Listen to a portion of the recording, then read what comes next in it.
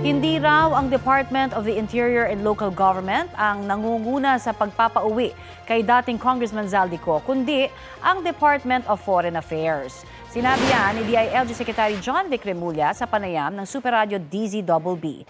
DFA rin daw dapat ang tanungin tungkol sa pakikipag-ugnayan sa International Criminal Police Organization o Interpol para matuntun si Ko. Sagot naman ng DFA, ang pagpapauwi kay Ko ay nangangailangan ng koordinasyon at judicial process, lalo na ang pakikipag-ugnayan sa Interpol.